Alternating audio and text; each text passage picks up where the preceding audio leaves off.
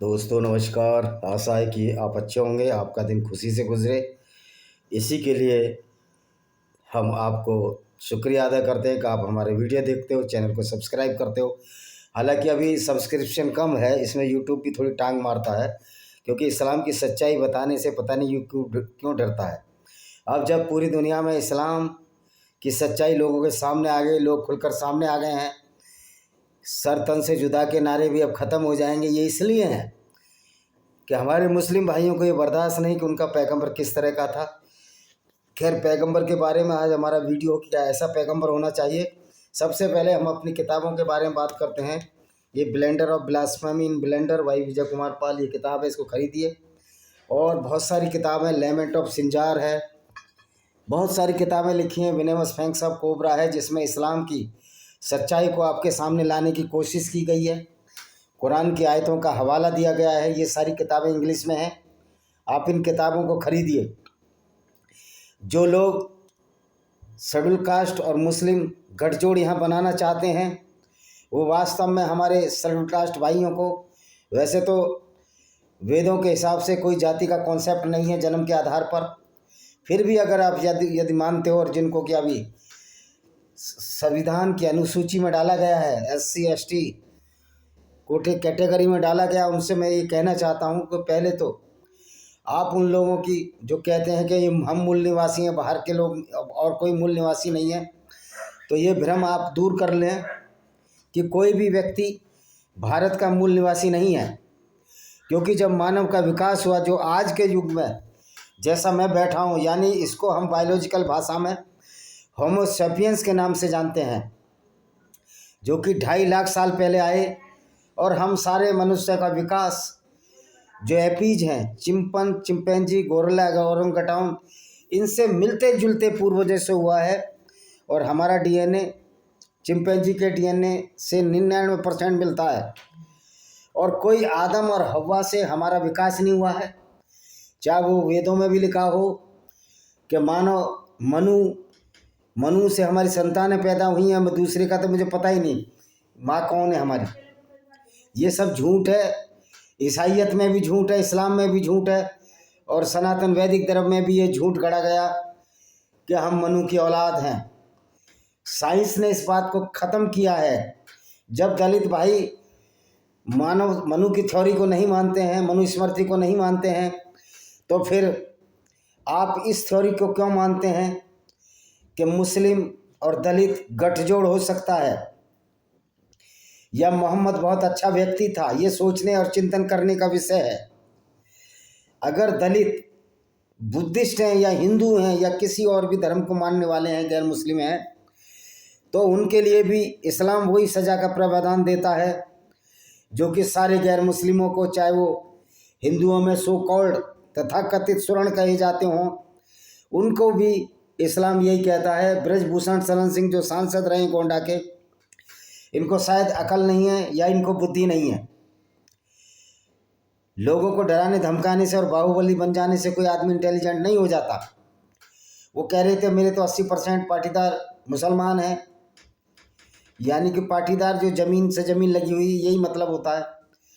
ओ भाई, हम मुसलमानों की बात ही नहीं करते, हम तो इस्लाम की बात करते हैं, इस्लाम की गुंडागर्दी की बात करते हैं, कुरान की उन आयतों की बात करते हैं जो इंसानियत के खिलाफ हैं।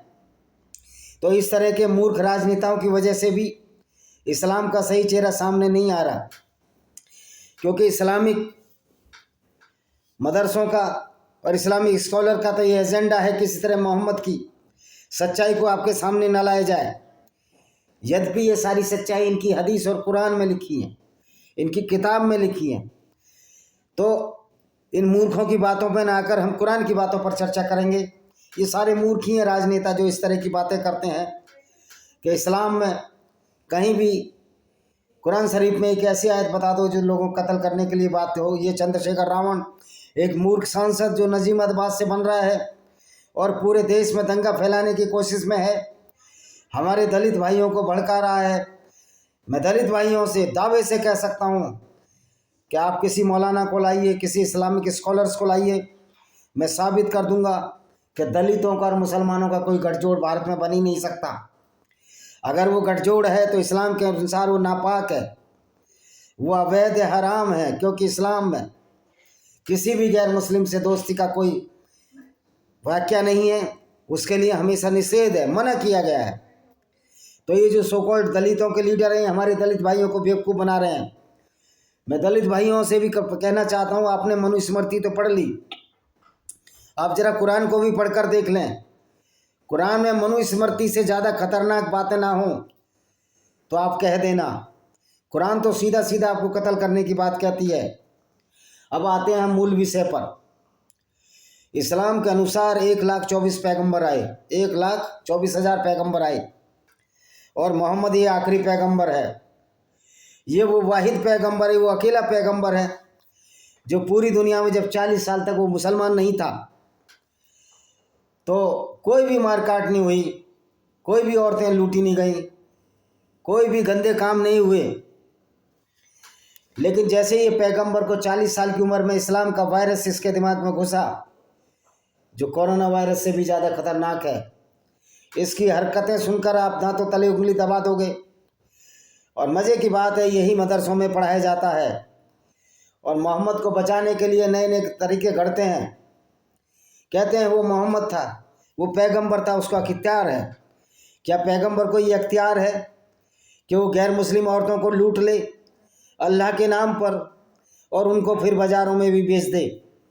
क्या पैगंबर का करैक्टर ऐसा होना चाहिए? क्या सच मायने में ये अच्छा व्यक्ति हो सकता है? आप मनुस्मृति में ये कहकर के मनुस्मृति में दलित और या शूद्रों के लिए कुछ लिखा है, तो भाइयों ये शूद्र व्यवस्था भी जन्म से तो थी नहीं।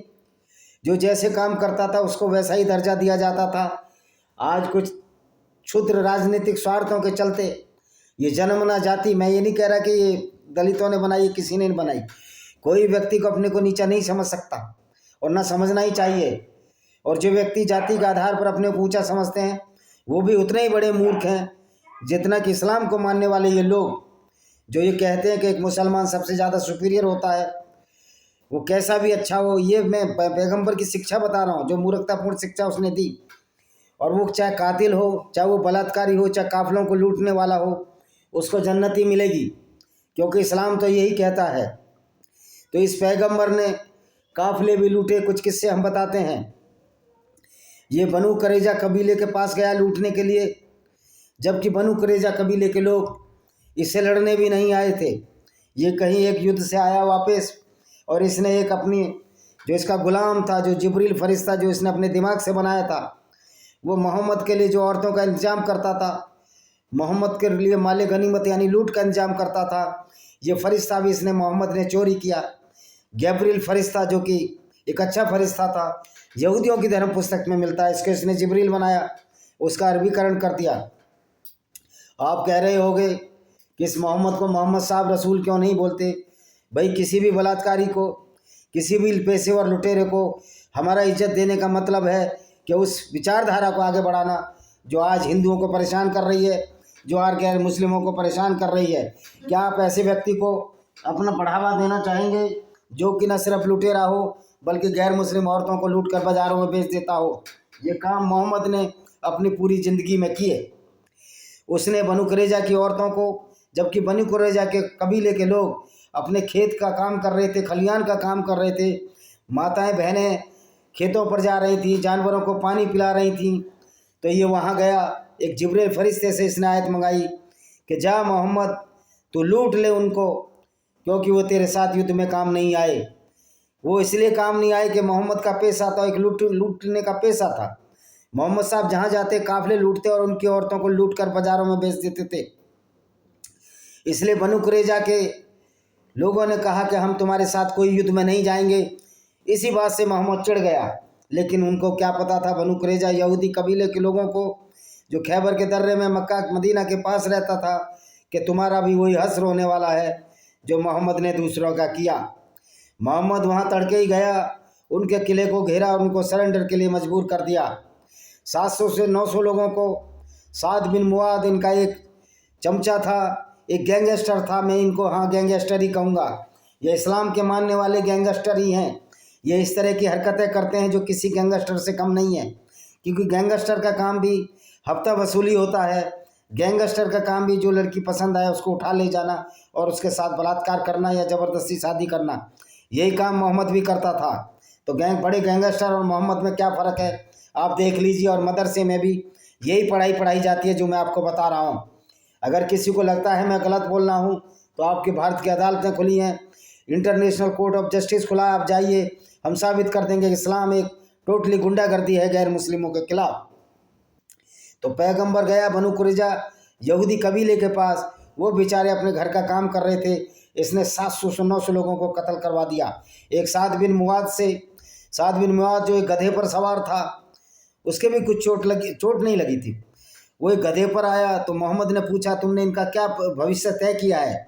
जो बनु कुरैजा कबीले के लोग हैं, इन्होंने कहा हमने तय किया है कि इसको कत्ल कर दिया जाए, इन सबको कत्ल कर दिया जाए। तो मोहम्मद बोला ये अल्लाह का फैसला भी यही होता जो तुम्हारा फैसला है, तुम वास्तव में अल्लाह के फैसले की तरह कदर करते हो। तो ये मोहम्मद का नकली अल्लाह जो कातिल और बलात्कारी लोगों को उकसाता था, उनको जन्नत देता था इस्लाम के नाम पर। ईमान का मतलब है मूर्खता, स्टुपिडिटी, लोगों के खिलाफ एक षड्यंत्र। तो ईमान का नाम ही इस्लाम है, तो इस्लाम षड्यंत्र है। तो मोहम्मद ने क्या किया, बनु कुरैजा कबीले की औरतों को इसने लिया और सबके साथ बलात्कार कराए, घोड़े की तरह, जानवरों की तरह इनको बांटा और इनके साथ इसने बलात्कार कराए। और जब इनका मन बन गया मुसलमानों का, तो इसने 500 से 700 औरतें जो बची रह गई थीं, जो मोहम्मद के हिस्से में नहीं आई थी, उनको सारों को, बनु कुरैजा की औरतों को, यहूदी कबीले की औरतों को इसने नजद के बाजार अरब में बेच दिया। अब बताइए क्या पैगंबर ऐसा होना चाहिए जो औरतों को लूट ले और उनको बाजारों में बेचे, उनके साथ बलात्कार करे और करवाए, और इस बात का भी ख्याल ना रखे कि मैं पैगंबर हूँ। एक हदीस में एक वर्णन मिलता है कि मोहम्मद में 30 मर्दों की औरत की ताकत थी। क्या ये कोई पैगंबर का काम है? उससे इंसानियत का क्या भला हो रहा था? अगर 30 मर्दों की ताकत थी या 40 मर्दों की ताकत थी, उससे इंसानियत का क्या भला हुआ? यानी कि वो सेक्सुअली बहुत ज़्यादा हाइपर एक्टिव था। ये भी एक बीमारी है। उस समय इसको इलाज कराना चाहिए था मोहम्मद को, गो कि ये सब झूठ लिखा गया है। अगर मोहम्मद में 30 औरतों की ताकत थी तो सिवाय एक पत्नी जो कि खलीदा बिन ख्वालिद थी, उसी के बच्चा पैदा हुआ, उसी के लड़की पैदा हुई जिसका नाम फातिमा था। और मोहम्मद का डबल कैरेक्टर देखिए, जब फातिमा का रिश्ता इन्हीं के एक उमर ने मांगा था, शायद उमर ने या उस्मान ने मांगा था, जो कि खलीफा बना बाद में, उमर है शायद। तो इसने कह दिया अभी बहुत छोटी बच्ची है मेरी, ये जो मेरी बेटी फातिमा है, लेकिन इसने अब 6 साल की आयशा बिन अबू बकर से शादी कर ली और ये 51 साल का था। क्या वो बच्ची छोटी नहीं थी? ऐसा सबसे बड़ा मूर्ख बाप अबू बकर खलीफा है, जो इस्लाम का पहला खलीफा हुआ। तो इस तरह की जब मूर्खतापूर्ण बातें होंगी तो आप समझिए क्या पैगंबर को इस तरह होना चाहिए? और इसने तो एक बच्ची को, इनकी हदीसों में मिलता है, अब सारी हदीसों का विवरण दूंगा तो शाम हो जाएगी। आप कमेंट में डाल दें, मैं एक एक हदीस का विवरण दे दूंगा और बता दूंगा कि मोहम्मद किस तरह से कामुकता से एक भरा व्यक्ति था। और जान अली की किताब है, जो पहले इस्लाम मुसलमान में पैदा हुए थे, जान अली सीना की किताब अंडरस्टैंडिंग मोहम्मद को समझिए कि मेंटली रिटायर्ड व्यक्ति था, ये लशफुल व्यक्ति था, ये ऐसा व्यक्ति था जिसने पूरी दुनिया को बर्बाद करने की। तो अब बनु कुरैजा के बाद फिर एक बार इसने एक लड़की को देखा जो छोटी थी, गोद में थी, इनकी हदीसों में मिलता है। इनने कहा जब बड़ी हो जाएगी, काश मैं जिंदा रहा तो इससे शादी करूँगा। ये था इसका रूप। अब ये बताइए कि मोहम्मद की कामलिप्सा, एक वहसीपन देखिए कि जब ये बाहर अपने साहबियों यानी साथियों के साथ मदीना के बाज़ार में गप मार रहा था, क्योंकि मोहम्मद का काम ही क्या था, ये गप्पे मारना और काफिले लूटना, और उसमें 20% हिस्सा खुद रख लेना, जिसको कि माले गनीमत कहते हैं। तो ये जो नबी का रास्ता है, ये लूट का रास्ता है, ये बलात्कार का रास्ता है, ये खून खराबे का रास्ता है। तो ये खड़ा था वहाँ गप्पे मार रहा था, एक औरत गुजरी, इसका दिमाग खराब हो गया। ये तुरंत आया, जो जैनब थी, जो इसकी चचेरी बहन भी थी और इसकी पुत्रवधू भी, इसके दत्तक पुत्र जैद की पत्नी भी थी, वो चमड़े पर कुछ रंगाई कर रही थी, चमड़े का काम कर रही थी। इसने इंटरकोर्स किया और मज़े की बात है, उसके बाद इसने उस औरत को दोष दिया, जो औरत इसके सामने से गुजर रही थी जब ये गप मार रहा था, कि औरत बहुत गंदी होती है, औरत बहुत ठीक नहीं होती, और औरत आदमी की काम वासना को जगा देती है। तो गलती इसने औरत की बताई, जबकि खुद कामुक व्यक्ति था। तो इस तरह का व्यक्ति जो 12-13 औरतें रखे, क्या ये ऐसा पैगंबर होना चाहिए? क्या इस तरह का पैगंबर होना चाहिए कि जो लोगों को सिर्फ इसी बात पर कत्ल कर दे कि वो इस्लाम को नहीं मानते हैं? जब इसके दामाद हज़रत अली ने 2 यहूदियों को, उन्होंने कहा हम इस्लाम को नहीं मानते क्योंकि इस्लाम एक गुंडागर्दी है, इस्लाम एक पूरी दुनिया के खिलाफ एक पनौती है, एक लाइबिलिटी बन चुकी है। तो हज़रत अली ने उन दोनों लोगों को जिंदा जला दिया। मोहम्मद ने भी कहा आपको जिंदा नहीं जलाना था, यह काम अल्लाह का है, लेकिन कत्ल आपको करना था, क्योंकि जिंदा जलाने का काम अल्लाह का है। कि कुरान में एक ऐसी आयत है जो ये कहती है जब गैर मुस्लिमों की खालें पक जाएंगी फिर हम उनकी खालों को बदल देंगे, जिससे कि उनको ज़्यादा अजाब, ज़्यादा कष्ट और सहना पड़े। तो इस तरह का पैगंबर ये अकेला पैगंबर है जो लूट भी करता था और पाठ भी करता था, और पूरी दुनिया इसको पैगंबर मानती है। आप समझ सकते हैं जो व्यक्ति मोहम्मद को पैगंबर मानते हैं उनकी मानसिकता क्या होगी और वो किस तरह के लोग होंगे। इसी वजह से पूरी दुनिया में जो हलचल फैली हुई है, अगर सलमान मोहम्मद कुरान जलाया तो उसको उबार दिया गया।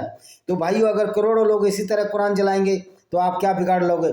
मैं दलितों से कहना चाहता हूँ, क्या तुम्हारे में इतनी हिम्मत है कि तुम कुरान को जला सको? मनुस्मृति को तो आप जला देते हो। कुरान जो सीधी सीधी सभी गैर मुस्लिमों को नीच नजस बोलती है, पोटी जितना गंदा बोलती है, औरतों को दोगला, औरतों को नीच बोलती है। और मोहम्मद ने एक और किस्सा गढ़ा था जो झूठ बोलता था कि मैं मेराज की यात्रा पर गया, स्वर्ग की यात्रा पर, वहाँ नरक में भी गया, स्वर्ग में भी गया और घोड़े पर सवार होकर गया, जो घोड़ा पूरी दुनिया में आज तक तो पैदा नहीं हुआ, बुर्राक नाम का जानवर। और वहाँ मैं जब नरक में गया तो वहाँ औरतें ही औरतें देखी। तो क्या इसकी माँ औरत नहीं थी? और मज़े की बात है, मोहम्मद के गिरे हुए चरित्र का इससे बड़ा उदाहरण क्या हो सकता है? जब एक साथी ने इनसे मोहम्मद से आकर कहा कि मेरे माँ बाप मरते टाइम, मेरा पिता मरते टाइम मुसलमान नहीं था, तो वो कहाँ जाएगा? तो मोहम्मद ने बोला कि मेरे पिता और तेरे पिता, मेरे माँ बाप दोनों नरक की आग में जलेंगे क्योंकि वो मुसलमान नहीं थे। तो ये देखिए, फिर भी लोग मुसलमान और नबी को, मैंने बहुत बड़े बड़े मुसलमानों को देखा है, रजा मुराद, बड़े बड़े कलाकारों को देखा है। अब नसरुद्दीन शाह कुछ लाइन पर आया है जो इस्लाम की सच्चाई को उसकी आलोचना करता है। मुराद कह रहे हैं हम तो नबी के रास्ते पर चलेंगे। ओ भाई, तुम अगर नबी के रास्ते पर चलोगे तो क्या लोगों को लूटोगे, क्या बलात्कार करोगे? देखिए, जहनीत तो यही है इनकी विचारधारा तो यही है। यह अलग बात है कि खुदा जो भी दुनिया को बनाने वाला यह ईश्वर है, गंजों को नाखून नहीं देता। अब इस्लाम की तलवार मोतरी हो चुकी है। और सबसे बड़ी बात है, अब जून से हम एक ऐसा आंदोलन तैयार करने की कोशिश कर रहे हैं ऑनलाइन कि इस्लाम की गुंडागर्दी का पर्दाफाश किया जाए। अगर यूट्यूब हमको रोकता है तो हम अपना दूसरा खुद का प्लेटफार्म बनाएंगे। 1 करोड़ जिस दिन हमारे मेंबर हो जाएंगे, हम 10-10 रुपये मांगेंगे तो एक चैनल अलग इस्टेब्लिश करेंगे जो इस्लामिक गुंडागर्दी, न सिर्फ इस्लामिक गुंडागर्दी बल्कि किसी तरह की भी गुंडागर्दी, चाहे वो पॉलिटिकल गुंडागर्दी हो, चाहे वो बदमाशियाँ हों, चाहे वो गैर जो संविधान से इतर जो गुंडागर्दियाँ हैं, जो पॉलिटिकल लोग हिंदुओं के साथ कर रहे हैं, उनका सबका खुलासा करेंगे। तो आज तो हमारा पैगंबर मोहम्मद पर ये विचार है कि पैगंबर मोहम्मद ये काय का पैगंबर था? ये पैगंबर था, ये क्या था? ये तो एक वैसी लुटेरा और हत्यारा था, जो कि लोकेश मुनि जैन ने सही बोला जब अरशद मदनी ने बोला, जो देवबंद का एक टेररिस्ट है, आतंकवादी है। ये देवबंद में 2 आतंकवादी रहते हैं, एक मौलाना अरशद मदनी और एक उसका भतीजा महमूद मदनी। वैसे तो बहुत सारे टेररिस्ट घूम रहे हैं जो कि मौलानाओं के भेष में आपको मिल जाएंगे। आप पूछते हैं आप इनको टेररिस्ट क्यों कहते हैं? भाई, ये टेररिस्ट जो टेररिज्म ना करे वही टेररिस्ट नहीं है। जो इस इस्लामिक आतंकवाद को फैलाए, उस विचारधारा को फैलाए, कुरान की आयतों को पढ़ाए, कुरान की आयतों की शिक्षा दे, वो टेररिस्ट ही होता है। क्योंकि कुरान खुद में एक आतंकवाद की किताब है। ये कहना कि इस्लामिक आतंकवाद, ये बहुत बड़ी भूल होगी लोगों की, क्योंकि इस्लाम खुद में ही आतंकवाद है। अब अगर आप ये कहो कि इस्लामिक आतंकवाद, तो फिर इस्लामिक आतंकवाद क्या है? वो तो कह देंगे इस्लाम में तो आतंकवाद नहीं है, ये जो आतंकवादी हैं मुस्लिम, ये इस्लाम का आतंकवाद नहीं है। ओ भाई, इस्लाम ही आतंकवाद है। जो इस्लाम को मानता है और वैसा ही उस पर कैरेक्टर करता है, वैसे ही गतिविधियां करता है, तो निश्चित तौर पर वो सर्टिफाइड आतंकवादी है। और इस चीज़ को हम भारत सरकार की कोर्ट में, भारत सरकार के जहाँ चाहें हम साबित कर देंगे कि जो आतंकवाद है ये वास्तव में ये आतंकवाद ही है। इस्लामिक आतंकवाद कहने की जरूरत नहीं है, इस्लाम को कहना ही एक आतंकवाद का पर्याय है। इस्लाम मीन्स आप समझिए, लिटरली मीनिंग समझिए, या क्या कहते हैं डिफैक्टो, इस्लाम का मतलब ही आतंकवाद है। इस बात को आपको हमको समझ लेना चाहिए। जो शुक्र है अल्लाह का कहते हैं, ये समझिए वो कितने खतरनाक लोग हैं, यानी उस अल्लाह का शुक्र मनाते हैं जो अल्लाह ऐसी ऐसी आयतें भेजता था, जो जिब्राइल फरिश्ते के नाम से, जो कि एक शैतान था, जिब्राइल शैतान से एक ऐसी आयतें भेजता था कि जो दूसरों को कत्ल करने के लिए, दूसरों को मारने और के लिए पैदा हुई हैं। तो ये पैगंबर साहब के कुछ कार्य थे जो मैंने आपको बताए। और पैगंबर ने तो मज़ेदारी ये देखिए, वैसे तो पैगंबर सबको बोलता था कि दरवाज़ा खटखटा कर जाओ, किसी के घर जाओ, क्योंकि पैगंबर के घर दरवाज़ा खटखटा कर लोग जाते थे। इनकी 10 बीवियाँ थी, पता नहीं किसके साथ क्या करे, ये करते रहते थे।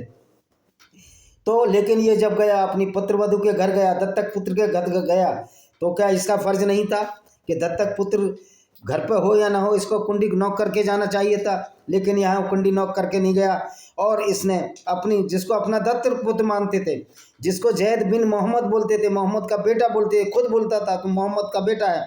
लेकिन जब ये वहाँ गया, जो जैनब, जो इसकी पत्नी थी दत्तक पुत्र की, इसको नगन अवस्था में देखा, अर्धनगन अवस्था में देखा, और इसका मन डोल गया वहाँ। तो इसने एक आयत उतार दी कि दत्तक पुत्र पुत्र नहीं होता, नहीं है मोहम्मद का कोई पुत्र, और मोहम्मद चाहे जिस औरत को, जो औरत उसको चाहे उससे शादी कर सकता है। और इसने उस पुत्र वधू से शादी कर ली। अब बताइए, अपनी बहू से शादी करने वाला, औरतों को नरक में देखने वाला व्यक्ति, जो खुद एक औरत से पैदा हुआ, किस तरह की मानसिकता का हो सकता है। तो ये था पैगंबर मोहम्मद का करैक्टर, और अपने फ़ायदे के लिए नई नई आदतें उभार रहता था। तो मेरा दोस्तों ये कहना है कि आप इस गुंडागर्दी से कम नहीं लड़ोगे। क्या जब आपकी बहन बेटियां इस इस्लामिक विचारधारा से आपके घर से उठा ली जाएंगी, तब आपको समझ में आएगी। मुझे कोई पॉलिटिक्स से मतलब नहीं है, ना मैं पॉलिटिशियंस हूँ। मैं पूछना चाहता हूँ कि कुरान क्या मोदी जी ने लिखी है, कुरान क्या बीजेपी वालों ने लिखी है, या कुरान को डोनाल्ड ट्रंप ने लिखा है, या कुरान को किसी ईसाई ने लिखा है, या कुरान को किसी बुद्ध संत ने लिखा है। तो भाई फिर ये आइडियोलॉजी, ये नफरत तो कुरान फैलाती है, तो फिर बीजेपी कैसे नफरत फैला रही है। अगर बीजेपी ये जगा रही है, अगर मान लिया बीजेपी जगा भी रही है, क्या हिंदू मूर्ख है? भाई बीजेपी हिंदुओं से, हिंदू बीजेपी से नहीं है, या कोई भी समुदाय अपना समुदाय से, नेता हमसे, हम नेता से नहीं है। यानी कि हम उसको वोट देंगे तो मोदी प्रधानमंत्री बनेगा, नहीं वोट देंगे तो प्रधानमंत्री नहीं बनेंगे वो। तो ये देखिए, हमारे जो प्रधानमंत्री जी हैं उनमें बहुत सारे काम गलत कर रहे हैं। वो भी ऐसा नहीं है कि वो दूध के धुले हुए इंसान है। उन्होंने भी 47 करोड़ रुपया बांग्लादेशी रोहिंग्या आतंकवादियों को दिया है, जो भारत में आतंकवाद फैला रहे हैं और कब्जे कर रहे हैं। लेकिन ये बीमारी इतनी बढ़ चुकी है कि इसका धीरे धीरे इलाज होगा। और ये अच्छी बात है कि अब पैगंबर की लोग सच्चाई को समझने लगे हैं। मुसलमान भी पैगंबर को, सच्चाई को समझने लगे हैं। मेरा मुसलमानों से एक ही प्रश्न है, क्या तुम ऐसे व्यक्ति को इस आधार पर कि वो पैगंबर था, सब कुछ कर सकता था, औरतों को लूट सकता था, औरतों को बाज़ारों में बेच सकता था, शादियां कर सकता था, और फिर कहते हैं कि उसमें 30 मर्दों की शादी ताकत थी, उसी विषय पर आते हैं। फिर इसके किसी से बच्चे पैदा क्यों नहीं हुए? खदीजा बिन खालिद, एक इसने जिना की औलाद पैदा की। जिना की औलाद किस लिए? कि दासी से इंटरकोर्स नहीं किया जा नहीं, अगर कोई मुस्लिम औरत है तो उससे इंटरकोर्स नहीं किया जा सकता बिना शादी के।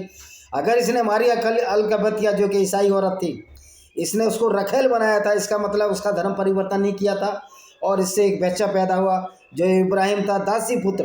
अगर इसने मारिया अलकबतिया को मुसलमान कन्वर्ट कर लिया था और फिर निकाह नहीं किया था, तो मोहम्मद भी जिना का आदी है। ये कहकर नहीं छोड़ा जाता कि ये पैगंबर, इसके बारे में कुछ ना बोलो। यानी कि तुम हमारे लोगों के गले काटो उस विचारधारा पर जो इस मोहम्मद ने चलाई, जो हत्यारी और लूट और बलात्कार की विचारधारा, जिसको कि इस्लाम के नाम से जानते हैं, और आपका विरोध भी ना करें। देखिए, हम सब लोगों को विरोध करना होगा इस विचारधारा का। नहीं, आगे आने वाली हमारी जनरेशन बहुत खतरे में होंगी। ये हिंदुस्तान की बात नहीं है। Now I will talk to English because there are so many listeners or so many viewers of my videos which are not known to Hindi. So I will talk to English, that if we do not disclose the ideology of the Islam, which is a barbaric ideology, and whose Paigambar was a rapist, was a killer, was a kidnapper, and was a agent of the sale purchase of the woman. if you will not disclose this Islam and do not oppose the such ideology, which is totally a barbaric ideology, your next generation throughout the Europe, throughout the United States of America, all the countries which are the non-Muslim countries are on the edge of the devastation and the taxation due to this ideology which is known as Islam. Islam is totally a barbaric ideology, and the so-called Prophet Muhammad bin Abdullah was a very cruel person. He was a person which were heavy fond of the bloodshed of the non-Muslims. And after the death of so-called Prophet Muhammad, all the caliphates were also killed by the Muslim to fight to each other. And after that, all the non-Muslim women were raped due to this idiotic or stupidity of the Islam, that the Hindus women were molested by the Islamic invaders in Islamic monasteries. This is why the a new Johar conducted by the Hindu women in India, only save their honor, because this is the Islam who allows the dishonor of the women which are the non-Muslims. This Islam allow the rape with the non-Muslim women. This allow the kidnapping of the non-Muslim women. You see, so many incidents have been occurred in this India, as in Ajmer. So many women, Hindu girls were raped by these Islamic monasteries, and the same repeated in Bhilwara in the Rajasthan, because Islam is a full-time gundagardi, full-time the group of the rapists, group of the killers of the non-Muslims, and the looters, group of the looters of the non-Muslim women. This is why there is a group rape has been occurred in the United States of America, United Kingdom. Mr. Donald Trump, you must know that Islam is not a cult religion.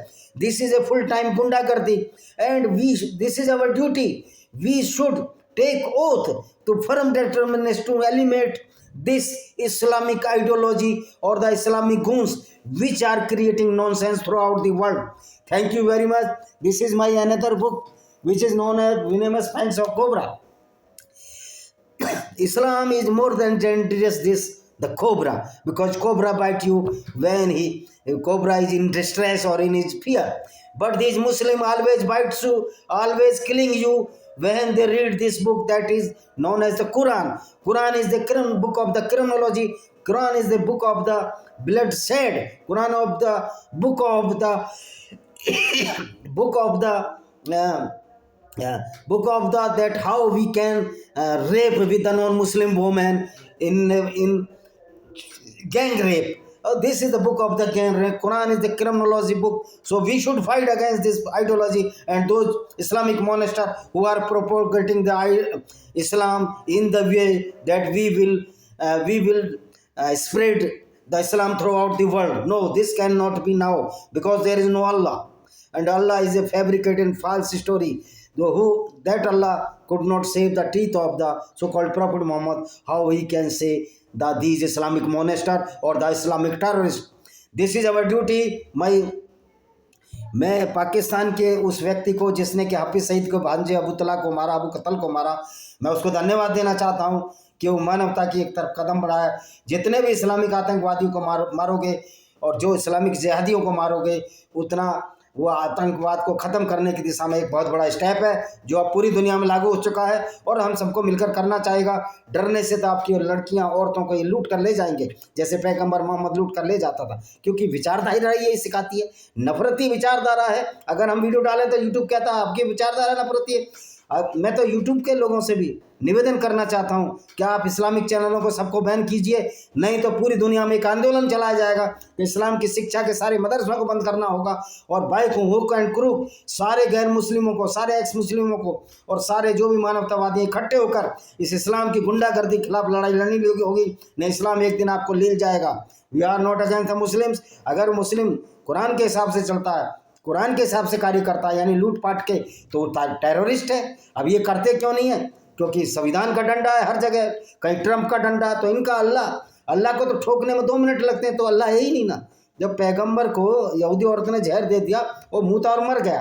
तो इस तरह के लोगों को ये पैगंबर मानते हैं। तो इनका देखिए किस तरह का जहनी लोग हैं, किस तरह मेंटल रूप से बीमार हो चुके हैं। मैं तो इनको ये कहता हूँ कि भगवान या जो भी दुनिया को बनाने वाला है इनको सद्बुद्धि दे, और इनको अगर चाहे तो सारे जो इस्लामिक स्कॉलर्स हैं और जो इस्लाम में जो ईमान के नाम पर सारी गुंडागर्दी पर यकीन करते हैं, उनको मानसिक चिकित्सालय में भेजने की जरूरत है। इनको मेंटल डिसऑर्डर की जरूरत है। पाकिस्तान में कैंसर हॉस्पिटल खोलने की जरूरत नहीं थी इमरान खान को, उसको जरूरत थी कि इनका सबका मेंटल डिसऑर्डर, वैसे तो खुद भी मानसिक बीमारी का मरीज है, वो भी मदीना चार्टर ला रहा था जो कि फुल गुंडागर्दी है। तो हमारे मुस्लिम भाइयों को मानसिक चिकित्सालय में भेजने की जरूरत है। ये जहनी रूप से मानसिक रूप से बीमार लोग हैं और ये कुरान इनको बीमार कर रही है। कुरान ने हमारे मुसलमान भाइयों का बहुत बड़ा नुकसान किया है। और नबी की जो सुन्नत पर चलने वाले लोग हैं, मैं उनको बताना चाहता हूँ कि नबी की सुन्नत का मार्ग तो लूट, बलात्कार और हत्या से जाता है। अकरम खुर्रम साहब, आप बहुत रील डालते हो, बुगरासी के रहने वाले, क्या नबी की इसी सुन्नत पर चलना चाहते हो? दूर फुटे मुंह, अपना कैरेक्टर क्यों गिरा रहे हो? इसी के साथ मैं इस वीडियो को विराम देता हूँ। वंदे मातरम, जय हिंद, आपका दिन शुभ हो।